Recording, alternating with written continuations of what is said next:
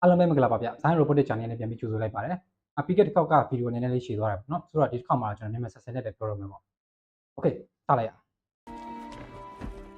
ပါလာလာလာ။ကျွန်တော်အောင်လို့စဉ်းစားမိဘူးလားတော့မသိဘူး။နားလည်းပိတ်တယ်မျက်စိလည်းပိတ်ပြီးမှကျွန်တော်လက်လျှောက်ကြည့်ဖို့လေ။ Okay ဆိုတော့တချို့ကပြောမှာပေါ့နော်။နားလည်းပိတ်တယ်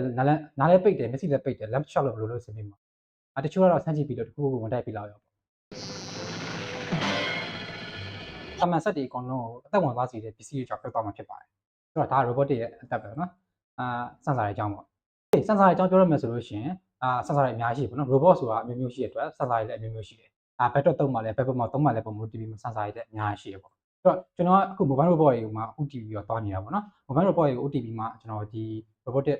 course တွေကိုမှကျွန်တော်တဲနေတာဆိုတော့ mobile robot အကြောင်းကိုဦးစားပေးပြောမယ်။ mobile robot မှာအဓိကသုံးနေတဲ့စမ်းစာအကြောင်းပြောမယ်။ဆိုတော့ပထမတစ်ခုကတော့ camera ပေါ့နော်။ကင်မရာဆိုတာဘာလဲပေါ့နော်။ကင်မရာဆိုတာဘာလဲဆိုတော့ကျွန်တော်ရှင်းပြနေစရာမလိုပါဘူး။ဘယ်လိုပြောရမလဲ။ကင်မရာဆိုတာစက်တိုင်းမှာပါနေရတယ်။ခင်ဗျားတို့ဖုန်းတွေခင်ဗျားတို့ laptop တွေခင်ဗျားတို့ရဲ့ကားတွေမှာနေရာတိုင်းမှာကင်မရာရှိနေတယ်။ဆိုတော့အဲ့ကင်မရာတွေကိုကျွန်တော်တို့ဘယ်လိုမျိုးသုံးကြမလဲ။ဘယ်လိုအသိဉာဏ်ဖြစ်အောင်သုံးကြမလဲပေါ့နော်။ဆိုတော့ကင်မရာ robotic မှာသုံးတဲ့ကင်မရာတွေကအပြင်မှာလောကမှာသုံးနေတဲ့ကင်မရာတွေနဲ့မတူဘူးပေါ့နော်။ပြောချင်တာ photographer ရိုက်တဲ့ကင်မရာတွေနဲ့မတူဘူး။သူတို့ကကြတော့ဟောပေါ့နော် filter တွေနဲ့ပေါင်းကျင်ကိုရိုက်လိုက်တဲ့အချိန်မှာပိုပြီးလှသွားအောင်လုပ်ထားတဲ့ကင်မရာတွေကျွန်တော် robotic မှာသုံးတဲ့ကင်မရာတွေကြတော့reality ဆက်မိုးလိုတယ်ဗျ။ပေါင်းကျင်နဲ့အနည်းဆက်ဆုံးတူမှကျွန်တော်တို့ရဲ့ဒီ data တွေကိုကျွန်တော်တို့ robot ထဲမှာ processing ဆက်လုပ်လို့ရမှာဆိုတော့အပြင်မှာသုံးတဲ့ကင်မရာတွေသုံးလို့မရတာမဟုတ်သုံးတဲ့နေရာတွေရှိတယ်ဒါပေမဲ့ကျွန်တော်သုံးတဲ့ကင်မရာရှိတယ်အဓိကတော့ကင်မရာထဲမှာသုံးတဲ့အများဆုံးကတော့ 3D ကင်မရာပေါ့ Okay 3D ကင်မရာအကြောင်းပြောရမယ်ဆိုရင်သူ့ရဲ့လုပ်ပုံတွေပြောရမယ်ဆိုတော့ကျွန်တော်အကြမ်းဖျင်းပဲပြောရမှာပေါ့နော်အကြမ်းဖျင်းပြောရမယ်ဆိုလို့ရှိရင်3D ကင်မရာဆိုတာဒီလိုပုံစံမျိုးလေးပေါ့နော်သူကကြတော့ကင်မရာနှလုံးပါတယ်အဲ့နှလုံးကနေပြီးမှ focus ဖြတ်ပြီးမှဘယ်ရာဝတ္ထုကဘယ်မှာရှိတယ်ဘယ် pixel ကဘယ်နှမ်းမှာရှိတယ်ဆိုပြီးမှသူဆုံးဖြတ်ပေးတာအရန်အသုံးဝင်တဲ့ range sensor လို့ပြောလို့ရတယ်ဒီဟာနဲ့ပြီးမှ range sensing ပြန်လုပ်လို့ရတယ်ပြောချင်တာရာဝတ္ထုတစ်ခုကဒီကင်မရာကနေပြီးဘယ်လောက်အဝေးမှာရှိနေလဲဆိုတာကိုဆုံးဖြတ်လို့ရတယ်ဥပမာအနေနဲ့ဆိုကျွန်တော်ကင်မရာနဲ့နှစ်ပေမှာရှိနေဆိုလို့ရှိရင်ကျွန်တော်ကင်မရာနှစ်ပေကြော်မှာကျွန်တော်မြင်နေရမှာတာမန်ကင်မရာလိုမျိုး 2D အနေနဲ့မြင်ရမှာမဟုတ် 2D plane ပေါ်မှာပုံမဲ့ဖော်ပေးနေမှာပေါ့သူကတော့ point cloud တွေနဲ့တော့ပြပေးရပါတော့နော် point cloud တွေနဲ့ဘယ် pixel ကဘယ်နှမ်းမှာရှိရဆိုပြီးမှသူပြပေးရဒါကတော့ကျွန်တော်တို့အဓိကသုံးတဲ့ 3D ကင်မရာပေါ့အသေးစိတ်ကိုတော့ကျွန်တော်နောက်ဗီဒီယိုသေးသေးလေးပဲပြန်လုပ်ပေးမယ်ဒီဟာခုကစမ်းစာရဲ့အကြောင်းကိုစုပြောမှာဖြစ်တဲ့အတွက်အကျဉ်းလေးပဲပြောလိုက်တော့မှာပေါ့နော်ဆိုတော့ calculation လေးနည်းနည်းလုပ်ကြည့်အောင်မြင်သာအောင်လို့ပေါ့နော်ဆိုတော့ high definition အတွက်ကျွန်တော်သုံးကြည့်အောင် high definition နဲ့ဆိုလို့ရှိရင်9080ရဲ့1080ရဲ့ပေါ့နော်1080 pixel တွေရှိတယ်အဲ့ pixel တွေအကုန်လုံးမှာရှိမှထားတာ1 byte ရှိမှထားလိုက်ပေါ့နော်အဲ့စာလေးကျွန်တော်တို့မြှောက်ကြည့်အောင်ဒီမှာမြှောက်ပြထားတယ်ပေါ့နော်ကျွန်တော်လည်းဘာလို့ဆိုတော့ကျွန်တော်ဒါကြီးမမြှောက်နိုင်ဘူးလေချက်ချင်းအဲ့တော့မြှောက်ခိုင်းလိုက် Okay ဆိုတော့မြှောက်လို့ရလာတဲ့စာကိုကျွန်တော်တို့red green blue ပေါ့နော်ကျွန်တော် color ထည့်မယ် color ထည့်ဘာလို့ထည့်ရလဲဆိုတော့ red green blue ထည့်မှကျွန်တော် color ရမှာဟုတ်လို့ရှိရင်တာမန်ဘယ်လိုပြောရမလဲဖြူနဲ့ပုံစံမျိုးပြည့်စုံရဖြစ်နေမှာဆိုတော့ red green blue channel တုံးခုထည့်လိုက်မယ်ရလာတဲ့တဝဘယ်လောက်လဲ Okay ရတယ်ရလာတဲ့တဝကတော့ဒီလောက်ပေါ့နော်အဲ့တဝရလာတဲ့စာကိုကျွန်တော်တို့ဒါပုံတပုံပေါ့ second frame တစ်ခုစာအတွက်တစ်စက္ကန့်တော့ frame တစ်ခုစာအတွက်ပဲရသေးတယ်ဆိုတော့ကျွန်တော်တို့တစ်စက္ကန့်ဘယ်လောက် frame နဲ့ထားခြင်းထားပါတော့ကျွန်တော်30လောက်ဆိုစင်ပြေပါတယ်30ဆိုနည်းနည်းများတဲ့ robot တွေဒါပေမဲ့ set drive ကဆိုတော့30လောက်တော့လုံးမှာပေါ့30နဲ့နှောက်ကြည့် Okay ဆိုတော့မဂါဘိုက်နေရာနီးပါဖြစ်သွားပြီ Okay မဂါဘိုက်နေရာနီးပါဖြစ်သွားပြီပေါ့နော်ဆိုတော့ဒါကင်မရာတစ်လုံးနဲ့ပဲရှိပါသေးတယ်ဆိုတော့ကျွန်တော်တို့တာမန်သုံးနေတဲ့ဟိုပါပေါ့နော် industrial robot တွေကျွန်တော်တို့အခုထုတ်နေတဲ့ AMR တွေဆိုရင်တော့မှဒါမျိုးကင်မရာ3လုံးပါတယ်ပေါ့နော်3လုံးပါတယ်ဆိုလို့ရှိရင်တွက်ကြည့်ပါဟိုလောက်ရှိပါပြီနော်600 900လောက်တော့ရှိပါပြီမဂါဘိုက်ပြန်ဟိုကခန့်မှန်းကြည့်ပါနော်600 900လောက်ရှိသွားတဲ့အချိန်မှာဒါကကင်မရာတစ်လုံးပဲရှိသေးတယ်တခြားစင်ဆာတွေရှိသေးတယ်ပေါ့နော်ပြောချင်တာလိုက်တာတွေရှိသေးတယ်ပြီးတခြား pump စင်ဆာတွေရှိသေးတယ်စင်ဆာတခြား streaming data ရှိသေးတယ်ဒါတွေအကုန်လုံးမှာကျွန်တော် robot ထဲမှာထည့်ပြီးမှ processing လုပ်နေတာတစ်စက္ကန့်ပေါ့နော်ဆိုတော့ robot တရုတ်ကဘယ်လောက်တောင်power စားမလဲဘယ်လောက်တောင်processing power computing power လိုအပ်မလဲဆိုတော့စဉ်းစားကြည့်လို့ရတယ်ဒါဆိုတော့ 3D ကင်မရာရဲ့data တွေနဲ့ပြီးရင်သူကနည်းနည်းဘယ်လိုလုပ်တာလဲဆိုတော့အချမ်းကြီးတော့ပြပြပြီးပါပြီသူကမျက်လုံးလိုပဲပေါ့နော်ဆိုတော့ဒုတိယစင်ဆာအနေနဲ့ကျွန်တော်တို့ရွေးလိုက်အောင် ultrasonic ရွေးလိုက်အောင် ultrasonic ဆိုတော့ sonar ပေါ့နော် sonar ရွေးလိုက်အောင်ဆိုတော့ sonar တွေကဘာနဲ့တူလဲပေါ့နော် sonar တွေတော့ရှင်းရှင်းပြောရလို့ရှိရင် Linux တွေနဲ့တူပါတယ်Okay ဒါဗမန်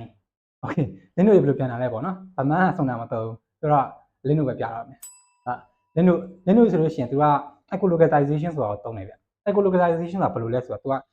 ultrasonic line တွေကိုမှသူကပတ်ဝန်းကျင်ဖြန့်ကျက်လိုက်တယ်ပေါ့နော်ဖြန့်ကျက်လိုက်တဲ့အချိန်မှာသူ့ရဲ့ပတ်ဝန်းကျင်ကိုသူကဒီအသံ line တွေနဲ့မြင်ရတော့တာ ပြောချင်တာဇက်တိုက်အတန်နှုတ်နေတဲ့အချိန်မှာပြန်လာတဲ့အကိုးတန်သူနားထောင်တယ်နားထောင်နေနေသူဘယ်ညာရောက်နေရလဲဆိုတာသူပြန်ပြီးမှဆုံးဖြတ်တယ်ပေါ့နော်ဆုံး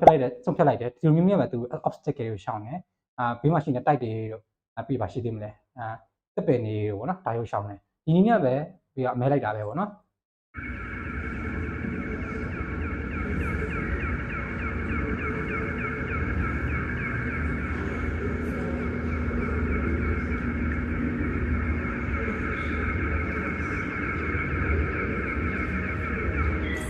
localization အရင်စိတ်ဝင်စားဖို့ကောင်းတယ်ကျွန်တော် robotic မှာလည်းအဲ့ဒီ level ကို inspire ယူပြီးမှအရင်သုံးထားရရှိဆိုတော့ sense ကြည့်အောင်ကျွန်တော်တို့စီမှာဆိုလို့ရှိရင်တော့အလွယ်ဆုံးရတာတော့ဗောနော် ultrasonic sensor ဗောနော် ultrasonic sensor ကိုလူတော်တော်များများနဲ့ရင်းနှီးတာဗာလဲဆိုတော့ ACSR04 ပါဒါက beginner friendly လည်းဖြစ်တယ်ဗောနော်ကျွန်တော်တို့ beginner တွေကဒါလေးဝယ်ပြီးမှသုံးကြတယ်ပြီးတော့ဒါဘယ်လိုတွက်တာလဲဆိုတော့ဘယ်လိုတွက်တာလဲဆိုတော့သူ့ရဲ့အရှိန်ကိုတွက်မှာဗောနော်ဒီချမ်းမှာတစ်ခုလောက်ဖြတ်ပြီးမေးရအလင်းနဲ့အတန်နဲ့ပြပို့ပြီးမြန်တယ်ဗောနော်Sound. Think so? ကလေးတောင်မြင်အောင်သိရတော့အတန်ရဲ့အချိန်ပေါ့နော်ultrasonic စောင့်ရဲ့အတန်ကကြတော့343မီတာပတ်စက္ကန့်ရှိရပေါ့နော်ဒီကြောင်းမီတာပတ်စက္ကန့်ရှိရပေါ့နော်အဲ့မီတာပတ်စက္ကန့်ဆိုတာက1မီတာ3မီတာ3ကျော်သွားတယ် sorry တစ်စက္ကန့်မီတာ3ကျော်သွားတယ်ဆိုတဲ့အဓိပ္ပာယ်ပဲဆိုတော့ဒီဟာကိုကျွန်တော်တို့ကပြတ်တွက်ကြည့်မယ်ဆိုတော့ဒီ constant တစ်ခုရပြီပြီးတော့ကျွန်တော်တို့အတန်လိုင်းလွှတ်နိုင်မယ်ပြီးကျွန်တော်ပြန်ဖမ်းမယ်ဒါကိုဟိုမှာဆိုလို့ရှိရင် ultrasonic sensor မှာဆိုလို့ရှိရင်တာမန်ကျွန်တော် basic မှာဆိုလို့ရှိရင်ဟိုအနေနဲ့သုံးတယ်ပေါ့နော် echo လုပ်တယ်လို့ခေါ်တယ်echo သုံးတယ်ပြီးတော့ tracker ပြန်ယူတယ်ပေါ့နော် echo လုပ်တဲ့ tracker ပြန်ယူလိုက်တယ်ဆိုပြီးတော့ echo လုပ်တဲ့ tracker ပြန်ယူလိုက်တယ်ပေါ့နော်အဲ့လိုပြန်ယူလိုက်တဲ့အချိန်မှာကျွန်တော်တို့ကအချိန်ပါလာပြီဘယ်တော့ကြာမှကျွန်တော်တို့ရဲ့အတန်လိုင်းပြန်ရောက်လာတယ်ဆိုတော့ကျွန်တော်တို့မြင်လိုက်ရပြီဆိုတော့ဘာရလဲသင်ရလာပြီဆိုတော့အဲ့ဥစ္စာကိုကျွန်တော်တို့ဒီ formula လေးပေါ့နော်အဲ့ formula လေးကိုဒီနေ့ကြာတာကျွန်တော်တို့ကဆိုတော့ဒါကကိုယ်တန်းမှာသင်ခဲ့တဲ့ formula လေးပဲအခုခေတ်ကလေးဆိုရင်တစ်ချိန်မှာသင်မယ်တော့ဘယ်နှစ်တန်းမှာသင်မယ်လဲတော့မသိထားပါတော့ကိုယ်တန်းစာပေါ့နော်ဒီကိုယ်တန်းစာလေးရပဲကျွန်တော်တို့ဒီစက်စာရုံမှာအများကြီးတွက်လို့ရတယ်ဒီကိုယ်တန်းစာကိုအခြေခံပြီးမှသုံးလို့ရတယ်ဆိုတော့velocity ရှိမယ် time ရှိမယ်ဆိုတော့ကျွန်တော်ဗာယူလို့ရတယ်ဒါပေါ့ကျွန်တော်အကွာဝေးယူလို့ရတယ်ဆိုတော့ဒီအကွာဝေးကိုကျွန်တော်ပြန်ပြီးတွက်ထုတ်လိုက်တယ်ရလာတဲ့အကွာဝေးမှာပဲကျွန်တော်တို့ robot နဲ့ကျွန်တော်တို့ robot ပေါ့နော်ဒီတော့ကျွန်တော်တို့ sensor နဲ့obstacle ပေါ့နော်ဘေးမှာရှိနေတဲ့အတားဆီးနဲ့ဘယ်လောက်ကွာဝေးရဲဆိုတာကိုကျွန်တော်တို့တွက်ချက်လို့ရသွားပြီrobot တရုတ်ကဒါမျိုးသိရတယ်ပေါ့နော်ဒီအကွာဝေးကိုသိရတယ်ကျွန်တော်တို့ကဘာကိုဘယ်ညာရောက်နေလဲဆိုတာသိသွားပြီဒါကို localization လို့ခေါ်တယ်ကျွန်တော်ဒါကိုအများကြီးပြောနေမှာဘာလို့ဆိုတော့ robotic မှာ localization အများကြီးရေးကြည့်လို့မဟုတ်ဆိုတော့ localization သိသွားပြီဆိုတော့ကျွန်တော်တို့ဘယ်သွားမလဲဆိုတာလည်းကျွန်တော်တို့သိပါပြီပြီးတော့ပဲရှိသေးတယ်โอเคဘယ်သွားမလဲသိပါပြီဆိုတော့စက်တီအကုန်လုံးဟိုမှာဒီနီလန်းလေးနဲ့ပဲintelligent ဖြစ်သွားအောင်လုပ်တယ်လို့ပြောလို့ရတယ်ဆိုတော့ဒါအခြေခံအောင်ပြောချင်တာပေါ့နော်ဒီထက်တော့ပုံနေနေတာပေါ့Okay ဆိုတော့ဒီ ultrasonic sensor တွေကို time of flight sensor လို့ခေါ်တယ်ပေါ့နော် time of flight ဆိုတာပြန်တန်းရကြာချိန်လို့ပြောလို့ရတယ်ပြန်တန်းကြာချိန်ဆိုတာဒီသူ့ရဲ့အတန်ရဲ့ပြန်တန်းရကြာချိန်ပေါ့နော်ဆိုတော့အထက် time of flight sensor အနေနဲ့ကျွန်တော်တို့မှာအရင်ရေးကြည့်တဲ့ပါရှိပါတယ်ဘယ်လိုပြောရမလဲsensor တစ်ခုရှိပါတယ်ဒါတော့ light ဓာတ်ပါ light ဓာတ်ရဲ့ data ကတော့ light detection and ranging ပေါ့နော် light ဓာတ်ပေါ့နော် light ဓာတ်လို့ခေါ်ပါတယ်ဆိုတော့ light ဓာတ်ဘယ်လိုသုံးတာလဲ light ဓာတ်ဆိုတာ laser ပါပဲလေဆာဆိုလို့မို့ဟိုပါပေါ့နော်sci-fi ကားတွေကလည်းမျိုးလေဆာနာကျင်စေတဲ့လေဆာမျိုးကြီးမဟုတ်ဘူးပေါ့နော်ဒီလေဆာတွေကကျတော့ harmless လေဆာတွေပေါ့ဒီလေဆာတွေမှာကျွန်တော်တို့ကအရာဝတ္ထုတစ်ခုစီကိုကျွန်တော်တို့မူတည်ပြစ်လွတ်လိုက်တယ်ပြစ်လွတ်လိုက်ပြီးအဲ့မှာပြန်ပြီးကန်ထွက်လာတဲ့ဒေတာမှာကျွန်တော်တို့ပြတ်ဖမ်းတာပေါ့နော်ဒါကလည်းခုနက equalization လို့ပဲသူကအလင်းပြတ်ဖမ်းတာပေါ့ဆိုတော့အလင်းပြတ်ဖမ်းပြီးမှပြန်ပြီးတွက်တယ်ပေါ့နော်ဆိုတော့ခုနကကျွန်တော်မေးခဲ့တဲ့အတိုင်းပဲအလင်းနဲ့အတန်နဲ့ပြပုံမြန်လဲဆိုတာ efficiently ကလေးအောင်ပြီးတယ်အလင်းကပုံမြန်တယ်ပေါ့နော်ဆိုတော့ခုနကဥစ္စာထက်ကိုဘယ်လောက်ကွာဝေးလဲဆိုလို့ရှိရင်sorry အလင်းရဲ့အချိန်နှုန်းက3နောက်မှာ3နောက်မှာ3ညလုံး8လုံးရှိတယ်ဆိုတော့အရန်3ညလုံး8လုံးရှိတယ်ပေါ့နော်ဆိုတော့အရန်များတဲ့ပမာဏလို့ပြောလို့ရတယ်တွင်းသူတမ်းပါ8တော့အတိအကျတော့မဟုတ်ပါနော်အင်ဂျင်နီယာဆက်ဆံမတွက်လိုက်တာကြောက်တာပါတကယ်တွက်တဲ့အင်ဂျင်နီယာရှိပါတယ်ဆိုတော့299နဲ့တူ298နဲ့တူထားပါတော့ဆိုတော့ဒါအတိအကျဆိုလို့ရှိရင်တော့ဒီလောက်ရှိမှာပေါ့အတိအကျလို့ကျွန်တော်တော့ဒီလောက်နဲ့တွက်ပေါ့ဆိုတော့3နောက်မှာတမ်းပါ8ဆိုတဲ့အတွက်ရမ်းမြန်တာဗျဆိုတော့တစ်စက္ကန့်မှာအဲ့လောက်ကြီးသွားနိုင်တဲ့လင်းတန်းကိုကျွန်တော်ကအချိန်နဲ့ပြန်ဖမ်းတယ်ဆိုတော့အရမ်းမြန်တယ်ဆိုပြီးအတိတ်ပဲပြီးတော့ ultrasonic လိုမျိုးသူကဒါဝတ္ထုအရန်ဝေးသွားတဲ့အချိန်မှာ shake မသိကြတဲ့ပုံစံမျိုးဖြစ်တော့ဘူးနော်သူကတော့ဘယ်လိုပြောလင်းတန်းဆိုတဲ့ဥစ္စာတော့ angle increasement လို့ခေါ်တာပေါ့ angle increasement အရန်နေတယ်ဆိုတော့အရာဝတ္ထုရဲ့ shake ကိုသိကြပါပို့ပေါ်နိုင်တယ်ပေါ့ဒီ light ဓာတ်မှာဆိုဒါ 2D light ဓာတ်လို့ခေါ်တယ်ပေါ့နော်သူကတော့ laser pointer လေးတစ်ခုပဲထားပြီးမှသူက360 degree ကိုမှတစ်စက္ကန့် ဟို15ချိန်တချို့ကျတော့6ချိန်ပေါ့နော်6ချိန်လှည့်နေတဲ့ဟာမျိုးလေးပေါ့ဒါလေးကတူတီလိုက်တာအပီလိုက်တာလို့ခေါ်တယ် researcher ရေးမှာသုံးတယ်ပေါ့နော် okay ဒါတော့အရေးကြီးဆုံးစင်ဆာတွေက3ခုပေါ့နော် IMU လို့ရှိတယ် IMU ပေါ့ IMU ဆိုတာ International Measurement Unit ဒါပေမဲ့အဲ့ကြောင်ကျွန်တော်မပြောသေးဘူးနောက်တိတက်အနေနဲ့ထားခဲ့မယ်ပြီး relation metric နဲ့ပြန်ချိန်မယ်ပေါ့ဒီ IMU ဒါပေမဲ့လောလောဆယ်တော့ဒီစင်ဆာလေး3ခုကိုမြင်ကြည့်ပေါ့နော်ဒီဟာကိုကျွန်တော်ပြောရမလဲtime of flight sensor အနေနဲ့3ခုအနေနဲ့ပြထားပြီးတယ်ကျွန်တော် time of flight sensor တွေလည်းအများကြီးရှိသေးတယ်ဆိုတော့ကျွန်တော်တို့ data တွေအကုန်ရပြီပြောချင်တာကျွန်တော်ဒီ sensor တွေကိုသုံးပြီးမှ sensor သုံးပြီး robot တင်ပေးလိုက်တယ်ဆိုတော့ robot intelligence ဖြစ်သွားပြီလားပေါ့နော်ဆိုတော့မဖြစ်သေးပါဘူးဆိုတော့ဘာကြောင့်မို့ robot က sensor တွေနဲ့တင်ပေးလိုက်တာဘာလို့ intelligence မဖြစ်တာလဲပေါ့နော်ဆိုတော့သူကမျိုးလုံးကြီးတချို့လူတွေဆိုရင်မျိုးလုံးကြီးပွင့်ပြီးဘာမှမစင်စားတတ်တဲ့လူတွေရှိရဗျာဆိုတော့သူကဘာမှလည်းမမြင်တတ်ဘူးမြင်လို့ရှိရင်လည်းဘာကြီးမှလည်းမသိဘူးပေါ့နော်ဆိုတော့သူ့မှာအသိဉာဏ်မရှိဘူးလို့ပြောရမှာပေါ့robot တွေမှာလည်းအဲ့လိုပါပဲသူက sensor တွေအကုန်တက်ပေးလိုက်တာနဲ့သူကအသိဉာဏ်ရှိသွားပြီဆိုတဲ့အတိတ်ပဲမဟုတ်ဘူးပေါ့နော်ဆိုတော့သူ့အသိဉာဏ်ရှိတာဘာလုပ်ပေးရမလဲဒါတော့ perception ရဲ့အပိုင်းပါ perception ဆိုတာတော့သိမြင်နားလည်မှုလို့ကျွန်တော်ဘာသာပြန်လို့ရပါတယ်မြန်မာလို perception ဆိုသိမြင်နားလည်မှုဆိုတော့ကျွန်တော်သိပါပြီဆိုတော့ဘယ်လို perception လုပ်တာမျိုးလဲပေါ့နော်ကင်မရာအနေနဲ့ပြောပြမယ်ဆိုလို့ရှိရင်ကင်မရာတစ်လုံးမထားတော့ကျွန်တော်အနည်းဆုံးတော့ဒီဗီဒီယိုလာကြည့်ရတဲ့သူဆိုရင်တော့ computer vision တွေပိုင်းတော့နားလည်မယ်လို့ထင်တယ်ဆိုတော့computer vision နဲ့အရောက်ထိလို့ကြည့်ရပေါ့နော်ဥပမာကြောင်တွေခွေးတွေနွားတွေပဲဖြစ်ဖြစ်အကုန်လုံးကြည့်လိုက်နေပေါ့နော်ဒါခွေးမှကြောင်မှနွားမှသူက classification လုပ်ပေးလိုက်ပြီဆိုတော့classification လုပ်ပေးလိုက်တဲ့အရာကိုမှသူကကြောင်ပြီး data ပို့လိုက်တာပဲရှိတယ်ဒါပေမဲ့အဲ့ဒါကိုဘာလို့လုပ်ရမှာမသိဘူးပြောချင်တာဖြစ်တဲ့မှာကြောင်ရှိနေဆိုကွက်ပတ်သွားမယ်ဆိုတော့ decision သူ့မှာမရှိဘူးဆိုတော့တက်မလားဆိုတဲ့ decision ကမရှိဘူးဆိုတော့ကြောင်ဆိုတာပဲမြင်ရမှာဆိုတော့ပြီးရင်ကိုတိုက်သွားမှာပေါ့နော်ဆိုတော့ဒါကဘာလဲဆိုတော့အသိဉာဏ်မရှိလို့ပေါ့နော်သူကကြောင်ကြီးမမြင်နေရဒါပေမဲ့သူ့ကိုသူရရကောင်မှမသိဘူးဒါကတော့ intelligence မဖြစ်သေးဘူးဆိုတဲ့အဓိပ္ပာယ်ပဲပေါ့နော်ဆိုတော့ perception ကိုသုံးမယ်ဆိုလို့ရှိရင်ဥပမာအနေနဲ့ဒါတော့သုံးတဲ့ပုံမူတည်မှာပေါ့နော်တချို့ကတော့ရက်မယ် break on အောင်မယ်တချို့ကြလို့ရှိရင်လည်းရှောင်ခွဲပြီးမှကွက်ပတ်ပြီးမှသွားမယ်ပေါ့နော်ဒါကတော့သုံးတဲ့ engineer ပုံမူတည်ပြီးမှသုံးတဲ့စနစ်ပုံမှန်နဲ့မူတည်မှာပါဆိုတော့ perception ဆိုအဲ့လိုမျိုးပါပဲနောက်သိမြင်ပြီးမှပေါ့နော်ရလာတဲ့ data ပုံမှာမူတည်ပြီးမှ processing လုပ်ပြီးမှနောက်ထပ်ဘာဆက်လုပ်ရမလဲဆိုတော့သုံးမဲ့ချက်ချတာဒါ perception ပါပဲ okay နောက်ထပ်ဥပမာအနေနဲ့ပေးရမယ်ဆိုလို့ရှိရင်တော့ကျွန်တော်တို့မနက်လေးမိုးလင်းလာလို့မို့ coffee လေးဖြော်တယ်ပေါ့နော် coffee ဖြော်တဲ့အချိန်မှာကျွန်တော်တို့coffee ကွက်လေးကျွန်တော်တို့ကန်လိုက်တယ်အဲ့ coffee ကွက်လေးမှာနည်းနည်းမာနေရပေါ့နော်မာတယ်ဆိုတော့ဖန်ကွက်လေးဖြစ်မယ်ပေါ့နော်ဖန်ကွက်လေးကိုကျွန်တော်တို့ကန်လိုက်တဲ့အချိန်မှာဖန်ကွက်လေးရဲ့အထီးတွေကျွန်တော်တို့စမ်းစင်းရရတယ်ဒါကျွန်တော်တို့ရဲ့စမ်းစာပေါ့နော်အထီးတွေစမ်းစာနေလာတာဆိုတော့ဒီစမ်းစာမှာဆိုလို့ရှိရင်အထီးတွေစမ်းစာလာမယ်ပြီးရင်ကျွန်တော်တို့ရင်နွေးထည့်မယ်ပေါ့နော်ရင်နွေးထည့်ပြီးတော့ coffee ဖြော်မယ်ရင်နွေးပဲပြန်အောင် coffee မုံလေးထည့်အောင်မယ် coffee မုံလေးထည့်ပြီးမှcoffee ဖြော်မယ်ပေါ့နော်ဆိုတော့ရင်နွေးထည့်လိုက်တဲ့အချိန်မှာကျွန်တော်တို့ရဲ့လက်ကပြီးရတဲ့ပူသွားမှာပဲဗျဆိုတော့အားကြောင့်မို့ကျွန်တော်တို့ပူသွားတယ်ဆိုရုပ်တရက်ပူသွားတယ်ဆိုရင်ကျွန်တော်တို့ coffee ကောကျွန်တော်တို့လွတ်မချလဲပေါ့နော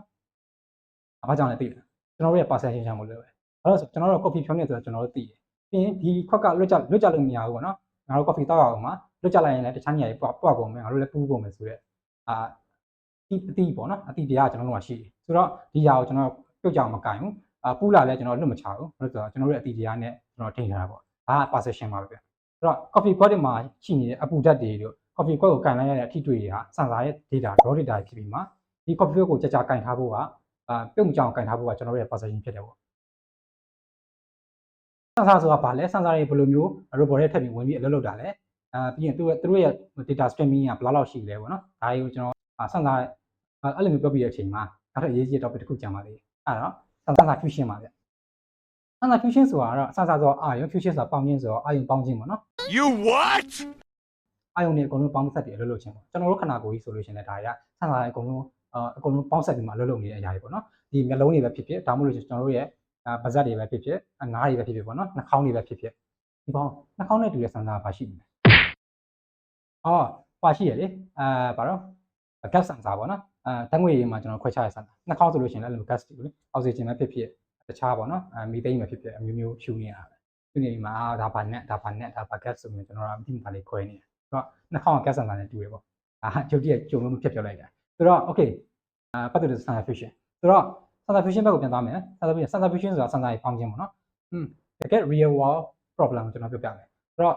တကယ်ပြဿနာက robotic engineering မဟုတ်ဘူး sheet engineering မှာရှိနေကြsensor တွေက 100% မှန်မှာဆိုတော့ sensor တွေ 100% ဘယ်လိုမှန်တာလဲပေါ့နော်ဆိုတော့မှန်နိုင်တဲ့ sensor ဆိုလည်းမရှိဘူးပေါ့နော်ဆိုတော့ကျွန်တော်တို့ဘာလုပ်ရလဲကျွန်တော် filter တွေသုံးရတယ်သူပြောတဲ့ sensor fusion တွေသုံးရတယ်sensor fusion ဆိုတာက sensor တွေအကုန်လုံးပေါင်းထုတ်ပလိုက်တာဒါပေမဲ့ plain ပေါင်းလို့ရလားဆိုတော့ပေါင်းလို့မရဘူးပေါ့နော် ဒါသူနဲ့ပတ်သက်တဲ့ best sensor ကိုပို့ရုံမလဲဆိုတာမျိုးကျွန်တော်တို့